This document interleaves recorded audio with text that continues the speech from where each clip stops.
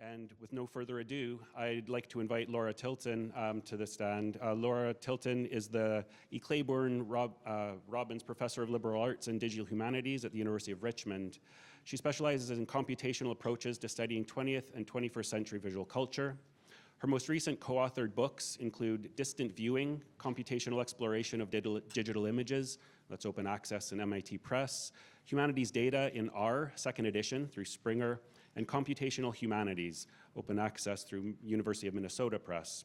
Her award-winning projects, such as Photogrammer.org, have received funding from the American Council of Learned Societies, National Endowment for the Humanities, and Mellon. She is editor-in-chief of Computational Humanities, an open access journal with Cambridge University Press. She's also president of the Association for Computers and the Humanities, the Scholarly Association for Digital Humanities in the United States, and president-elect of the Association of Digital Humanities Organization, the Global Digital Humanities Association. She received her PhD in American Studies from Yale University. And today we'll be talking about access and discovery of documentary images. Please join me in welcoming Laura Tilton. Thank you. Thank you, everyone. Thank you for everyone for organizing Thierry, the entire great team here at the Image Lab, including all the wonderful people involved in catering and keeping these facilities beautiful. So thank you all for all the work you do to allow us to make spaces like this to think together. So not without ado, I'm talking today about access and discovery of documentary images. And I'm going to kind of circulate around several questions. One is, what is gained and lost when we convert images to text and numbers? How can we map AI to the ideas, concepts, themes that animate access and discovery, as well as photo history? And what is rendered invisible or visible through each sets of these methods? What's possible? What are our possibilities and limits within AI? And I'm going to use AI in two different ways. One is I'm going to use AI as a general category of machine learning that dates back to the 1960s, including techniques that precede our generative AI moment. And then I'll also be using the term more generative AI when we get to large language models, because I'm not willing to cede the term AI to all the for-profit companies that are willing to want to take it over for us and market it. I think we should take the term back a little bit. So I'll add that my element. So I'll do a little bit of an introduction, talk about a specific project by the name, Access and Discovery of Documentary Images, turn to the more recent moment with MLLMs, or generative AI, and a little bit of a closing. Okay, just a little bit of an overview for where we come from. I run the Distant Viewing Lab with my colleague Taylor Arnold, who's a data scientist. We think about tools and methods and data sets for large-scale analysis of images, particularly the focus on 20th and 21st century visual culture. We actually just launched this Distant Viewing Explorer, which I'll talk a little bit about tomorrow, where you can actually plug in your images of your choice to test out all the models, many of which you have seen today. So, and just a note, a lot of this is based on this open access book. I want to particularly thank the National Endowment for the Humanities, which made this book open access, as well as has funded many of our projects. The National Endowment for Humanities is a fundamental institution of the US government, and it's been really foundational to my career and our entire lab. So I want to particularly give a shout out to our National Endowment for the Humanities. Okay, ADDIE. So this was a project that started about 5 years ago as a collaboration with the Library of Congress. I was a researcher in residence with the library's LC labs. And the idea here was, how do we think about large-scale analysis of documentary images when you have multiple collections, and what can we do with them and assess the kinds of models that are possible with them? And we were particularly interested in computer vision, the ways in which computers see and the types of sight that they were made possible or rendered not possible. You've actually seen Bane already, so we were also exploring with Bane. So the idea behind this was really an idea of how do we begin to think about visualization platforms for doing this, and what are the possibilities and limits of these different models. And the way that this prototype was guided was by three kind of main concepts. One is this wonderful idea of generous interfaces by Whitelaw. And he argues that when we build search and discovery systems, we need to think about the user or the participant and make sure we help guide them through in interesting in ways that make them continue to work through the archive, not just that basic search box at the top. How do we continue to move people through? The other was information density, how much information once we like max out the person and they're like, I'm overwhelmed by this site. I think many of us have been on projects where we're just like, you look and you're like, whoa, I don't even know like where to start. And the last was data feminism, thinking about how do we reveal the constructs, biases, ideas, cultural stakes that undergird many of these elements. And so when we built this, this was all in conversation with the Library of Congress. We actually met with the archivists of these collections. We met with this technical team at LOC as a collaboration, and so we could all be at the table to think about this. I think we broke their API like every day, if you're into the way we downloaded data. So if you want to talk about APIs at the end, let me know. But we broke those a lot. I think we were as helpful, maybe as frustrating sometimes, but it was a really great collaboration. So what did we build exactly? So what we decided was to focus on several models to assess. One was this archival data at the top that you see here that came with each image. This is from Bain. Next, we looked at then computer vision annotations, a type of AI. And so we were interested in several features. One was none. What happens if you just see the image itself? The next was faces, because faces are such an important element of how we think about photography. If we want to think about categorizing portraits, people, environmental photography, other elements, that might be a way into genre and categorization. Another was objects. Oh, that's faces, there you go, objects. And this are two different objects algorithms we worked with. This is YOLO. And so one of the things you'll notice is people are actually categorized as objects, which I think there's plenty of room to critique that move. But we did want to just see how well these algorithms did out of the box. LVIS is one in which it has a larger set of objects that it goes looking for. We wanted to see if you added more objects, how that might work. How many times could a cell phone from the 1910s not be a cell phone, right? It became a paper mouse. It was all these hilarious like miscategorizations. And then finally, pose was another one we were interested in, is how we might be able to think about pose in the images. And there were sort of three kind of takeaways from this that I think will be of interest to this group. One is that with the faces, we found that even when you had faces, it maxed out. So if you had a crowd, it could identify 20 or 30 faces, and then it hit like a max and stopped identifying faces in there. And when that may or may not matter depending on the research question or the access that we're interested in, but that was kind of a limit of the models in that moment. But the precision versus the recall could be a balance that depends on whether I'm interested in a particular question or if I'm just trying to give brute access to the collection. The second was objects. That would find some of the objects, obviously many were miscategorized, but it would also limit out. So if I had we had an image of a woman with a bunch of oranges, and it was really good. It found like 5 oranges or 10 oranges, even though there were like 50, 100 oranges, and it maxed out on that too. And so we were thinking about the sort of balance of when we're doing a thematic, if we're trying to do themes at scale, how much does counting each item matter? Does it need the precise number or not? And does that align with the interests of, say, a researcher versus access from the library's point of view or the engineers? And the third thing that we found, and I think this is a really interesting problem space that we haven't talked about yet, was with pose. I think there's a lot of opportunity with pose. If we think about the way that people move in images, the way that they're framed, the way that they are different photographers and different visual cultures by geography, by other elements, are affecting how people look at the camera and how they're posed in it. But one thing that we found was that pose had a super ableist view. It always wanted to put legs on people, no matter if it was a portrait or not. And so you could see that the construction of the algorithm, the very undergirding basis of it, was built on categories and trained on data that involved an ableist vision of feet in it. And so that kind of limit brought up questions about how do you deploy these at scale? How might you retrain them? And I think pose is a particularly an interesting problem space for us right now.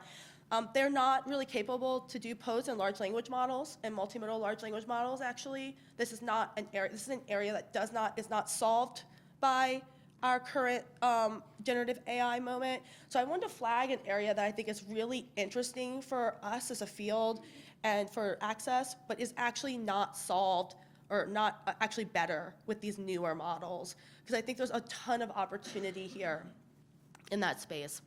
The other two elements we want to think about, and this has come up, is what can you see and what you can't see? And one of the things we've been testing with is this idea of putting an opacity, that you actually, when you run these models, you can make it disappear and show how much of it can it really see, how much of the image is seen by different models and how much is not.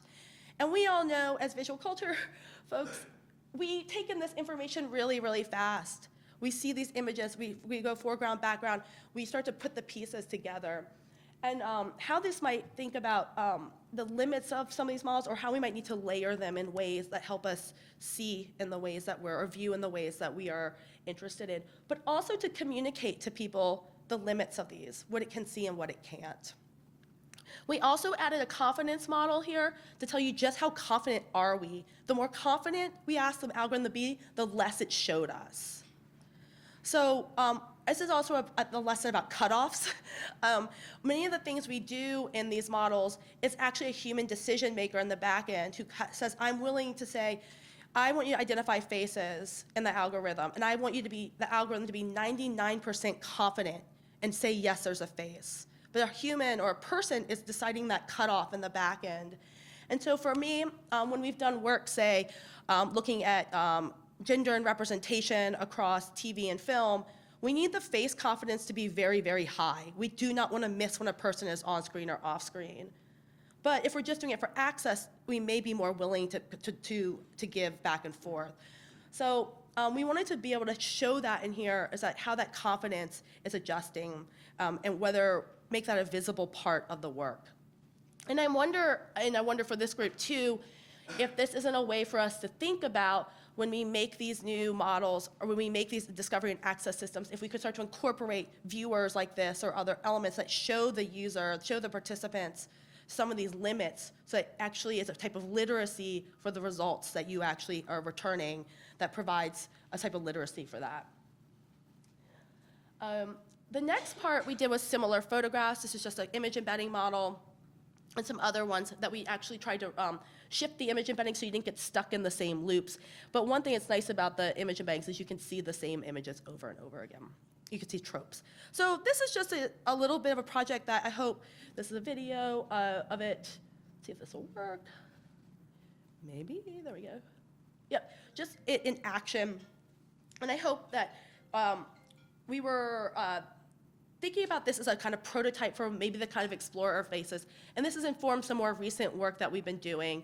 But I think it's an interesting question about these opacity and these confidence, how we might think about the actual internal systems of some of these, the probabilities, and actually making those visible that might shape some of the ways that we're thinking about when we make these elements visible.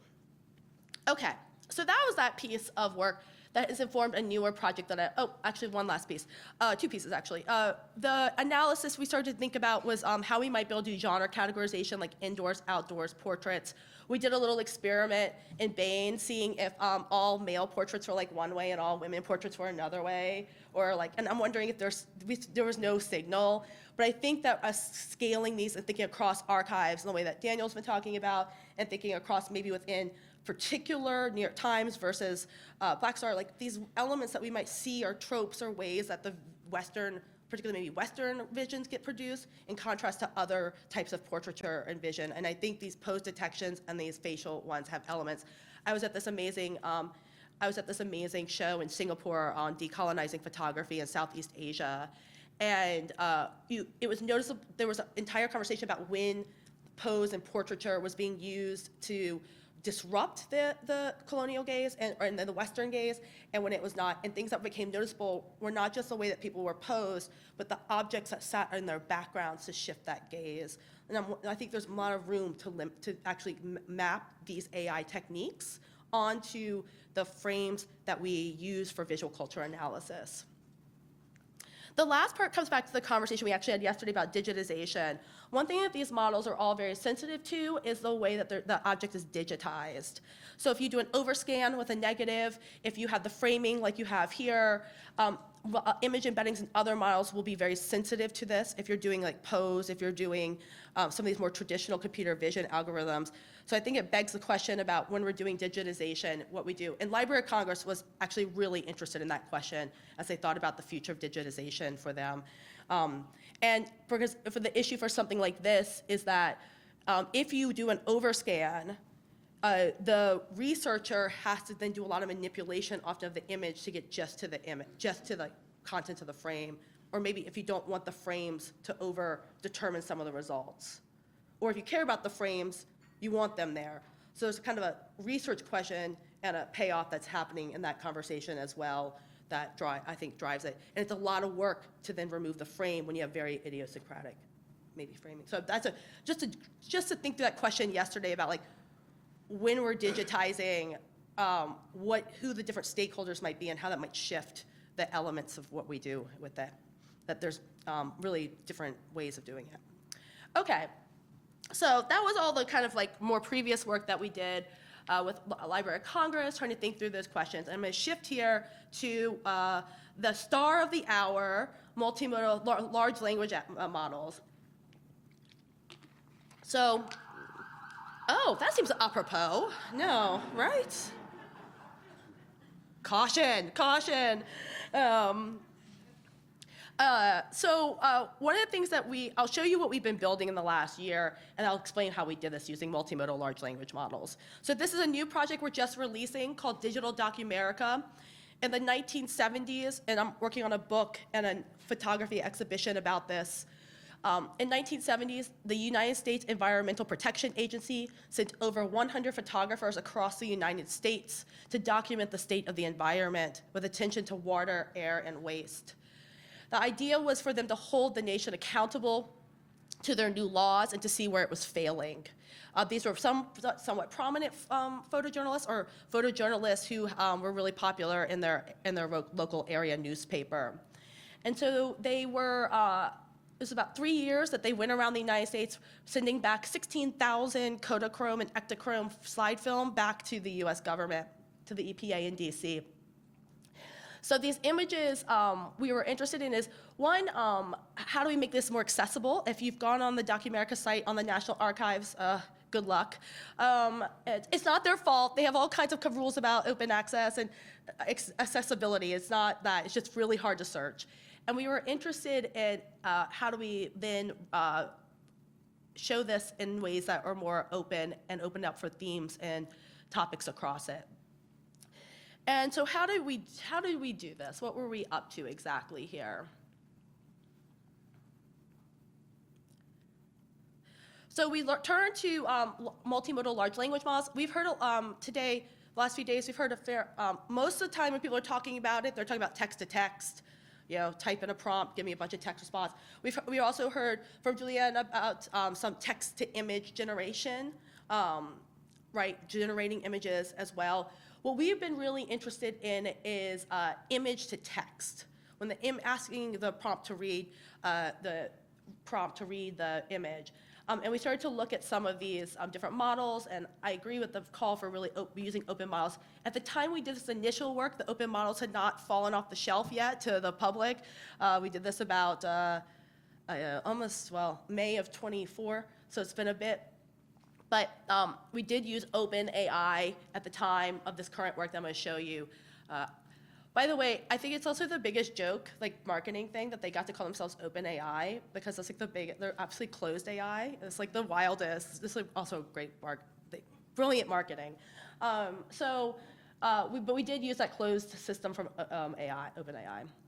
So what we did was said, okay, I showed you what the result was, but the problem space was we have 16,000 images of varying degrees of description. They may range from like a large paragraph of DET being released into the environment. This is a reference to Rachel Carson's Silent Spring, as she brought up in her seminal book of the time. The EPA has now looking at bans of the amount of DET that could be released into the world. There's like that level of description on some. That's like, well, and then some are like plane flying. Okay. And then some are like nothing. Or very, very like, beach. Which is not, a really hard way to parse through a collection. So what we did was we did some prompting to figure out the right kind of prompt for us. And we decided on this prompt at the bottom: provide a detailed plain text description of the object's background and the composition of this photograph. And then we got the response back for each of the photos. They're not always perfect, but they're really quite good. So we initially did a test run of about 20 or 30 of these and tested different prompts. And then once we found the one we liked, we settled on this general one here.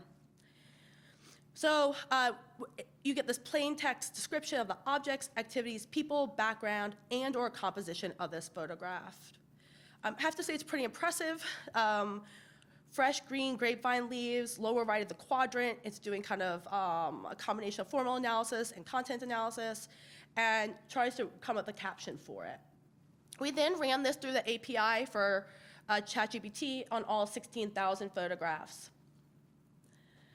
I'll stop and take a note that there's an irony that's not lost on us of talking about the role of the environment while using ChatGPT and general AI, generalized. So one of the things that we now do in all of our work is we make sure that we used a very small set when testing, and then in all of our papers, we tell you how much energy we used. So to do this work, it was approximately the equivalent of driving a car 25 miles. And so we now put that in all of our papers when we use these models to give the energy that we utilized. And we can talk a little bit more about the environmental concerns as well. For those who are familiar with like context windows and all of those, there's ways to really optimize that you're a little careful about that. So what we then did was generating those captions. So in this case, instead of turning images into numbers, like I did in all the previous examples, we've turned images into text.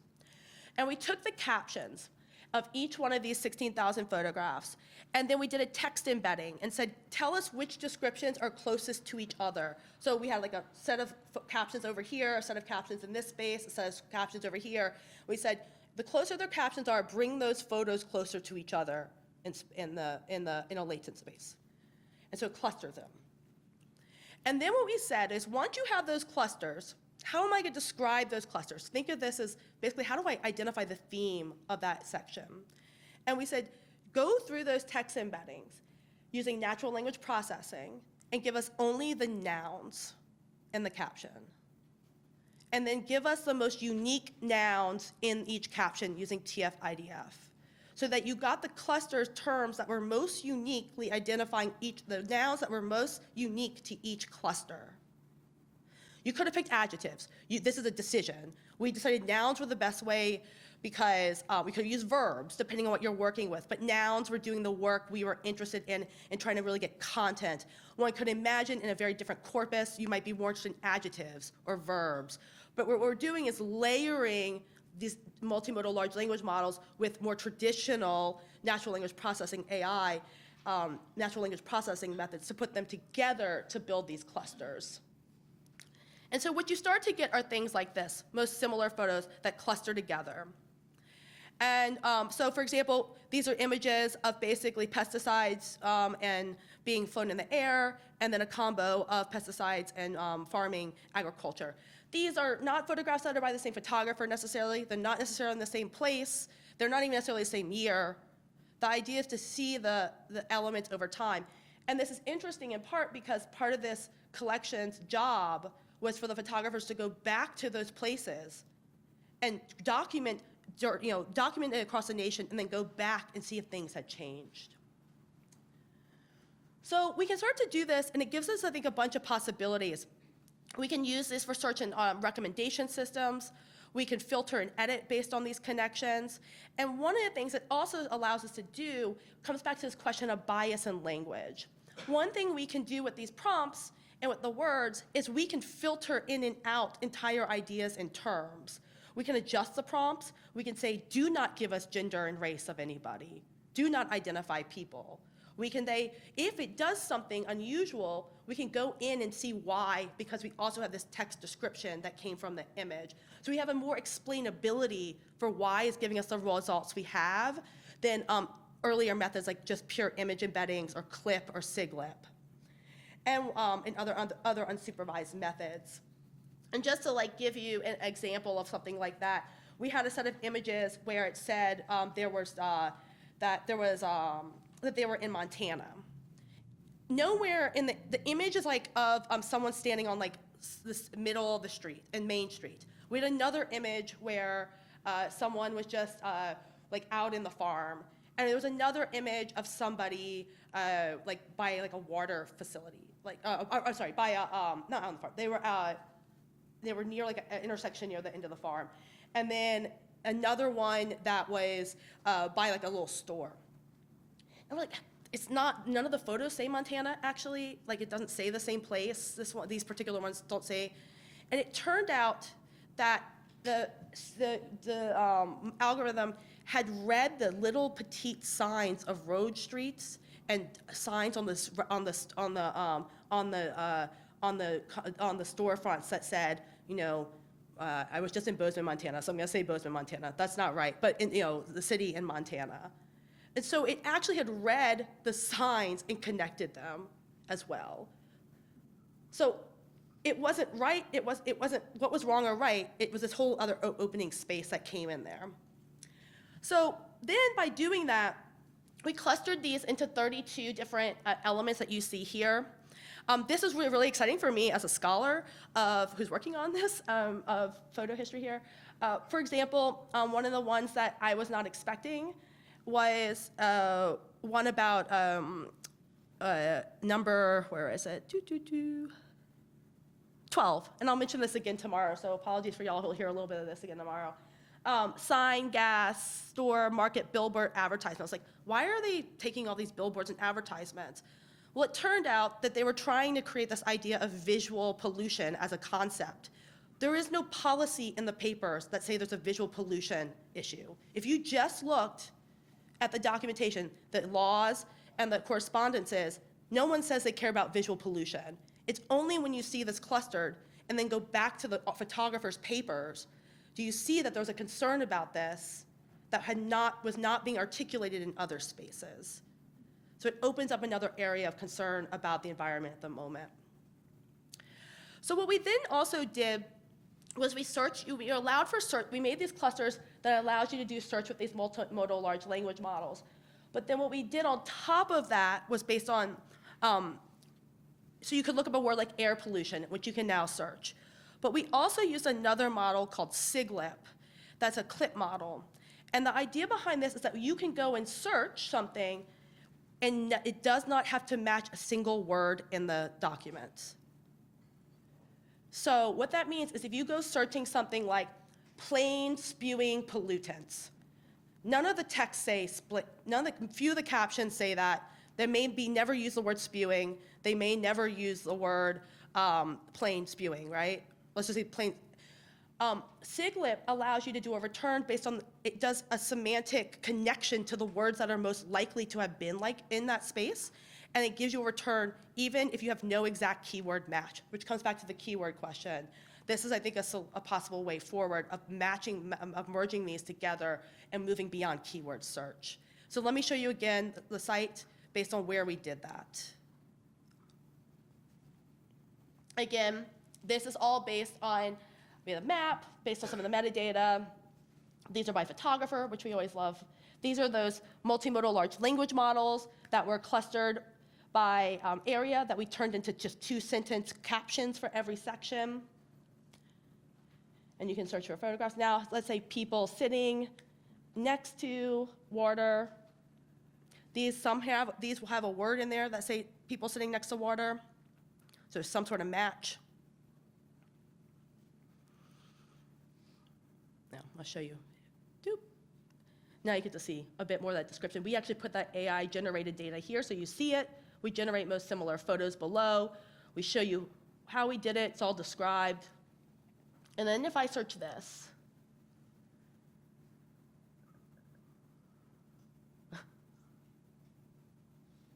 I'm thinking. Releasing chemicals. Okay. No, go back. Oh, what happened? Is there a way to see it in the thing in here? Oh, PowerPoint. How do I stop that for a second? Is there a way to, there we go, I'm just gonna do it from here. Slideshow from current slide. There we go.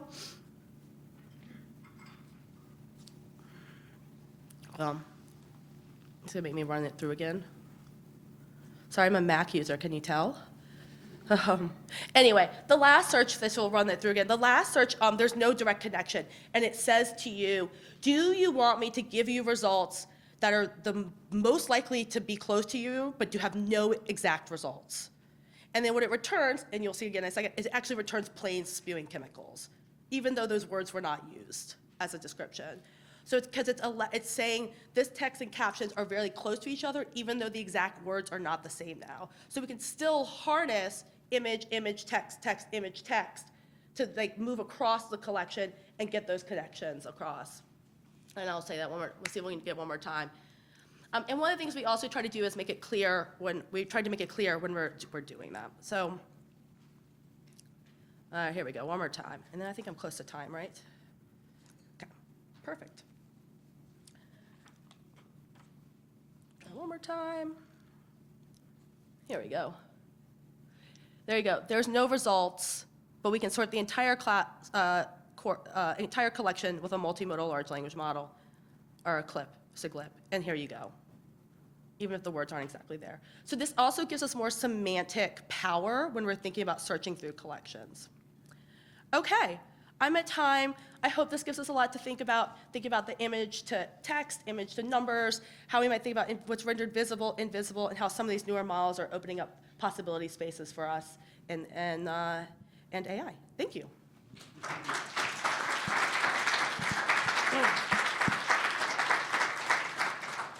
Thank you, Lauren. Really, really wonderful presentation. And the floor is open for questions. Great. We got, okay. Thank you.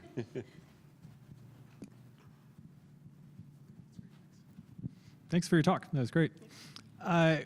Question about the browsability. So you've offered up a resource where the user is able to then go through kind of a journey of discovery of related content. Yeah. And so I'm kind of wondering though, is there an opportunity there, sort of a AI pedagogical thing where it will actually track where people navigate to sort of then feedback on the relationship, the likelihood of being a good connection? Yeah, so it's a great idea. I think one of the things that we have thought about, or one of the things we always try to think of as a trade-off is how much tracking analytics we want on our projects, and how much we want to track people, because that would require a lot of watching them across the screen. And more recently, we have opted to not do tracking analytics to follow people on the sites, with a payoff in a relation to data about people and their movements. You could go either way on that, so we've traded off the knowledge that could generate. But it's not. That would be really interesting to do maybe a more controlled a model where we ask a series of different groups to do it, and we say we're tracking and doing that. So yeah. So it's interesting. Yeah.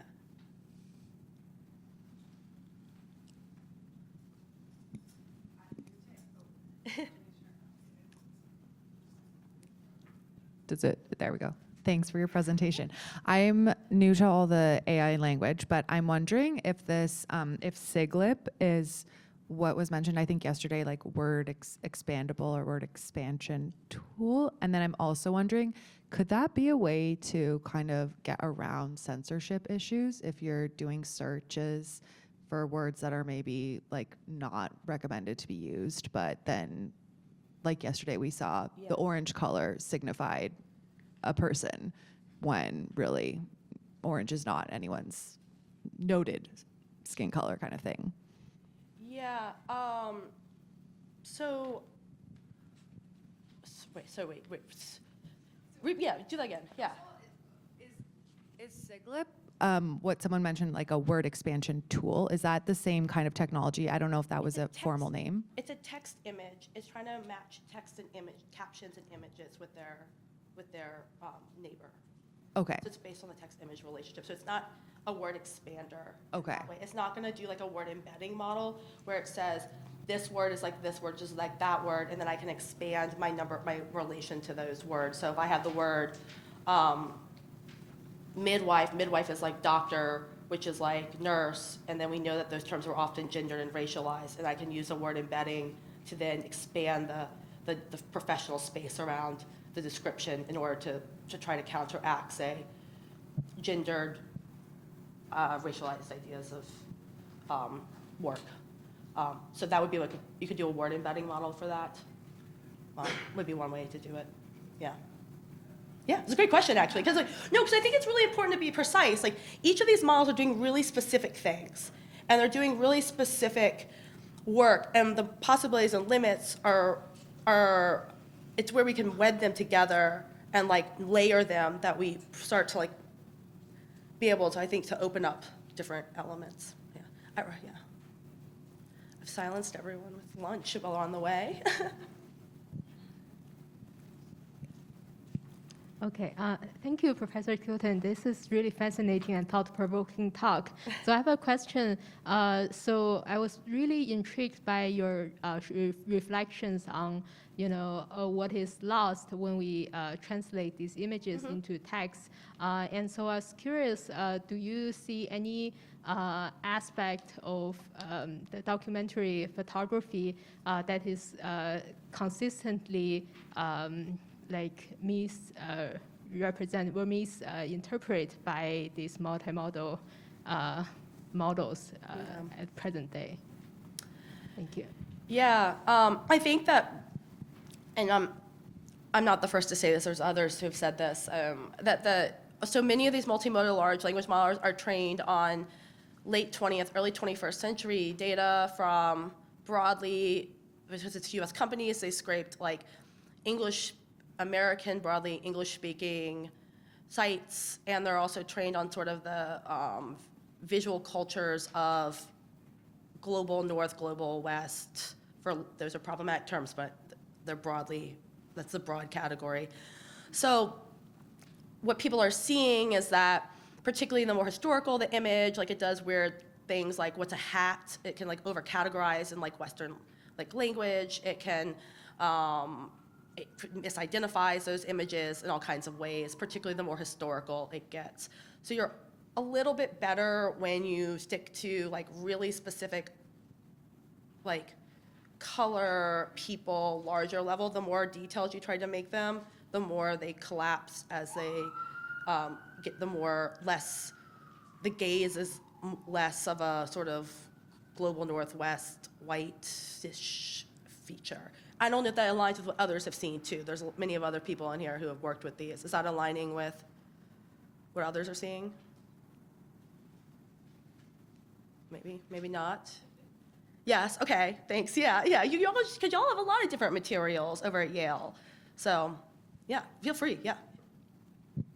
So one of the things that we're interested in experimenting with, we haven't tried this yet, but is to work on some of the things that Lauren was talking about in terms also of the people and the background. So if you can have multiple steps in the process to say, find me the common things, the stuff that is really easy and accurate to find, and then blank them out of the image, and then give it to a different model to say, all right, now you tell me about this other stuff that the generic model couldn't.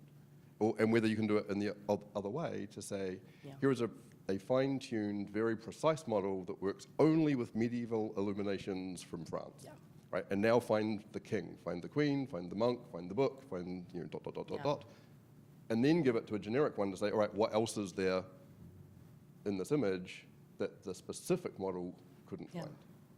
To then try to build up a better understanding with more of the contextual information about the image from the metadata.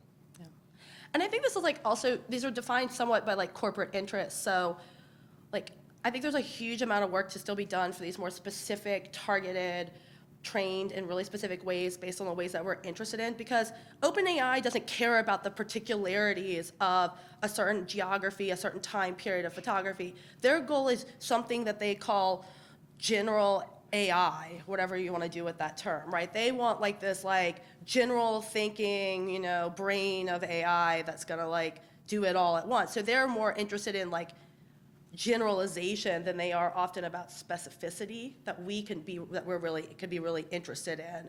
So we're also like not even, like, we're not only not aligned, like, in many ways, we're also not aligned with the goals of in which we want to move these models and the ways we want them to be guided with these companies, which is one more reason why I think we have to be in the world of building them, making them open access and available. If we were to do this again, we would definitely use an open model. You know, this was done almost a year ago, so that's totally shifted. But I think we've got to be in the zone of building these for political, cultural, social, all the reasons. I mean, Julian, you brought this up, right? We've got to, like yesterday, like we've got to be in the zone of building these ourselves. Otherwise, we're just going to get what they want. I think we have time for one more question. If there's anyone with something to share. Great, in the back. Thank you. You talked about pose estimation and that you see applications of this detection of pose. Can you elaborate a little bit more on, because I can't see really what you can do with pose, but maybe you can give me examples. Yeah, I mean, I think there's, I think that there's, I mean, if you're a historian of sports photography and journalism, what's the common poses of athletes?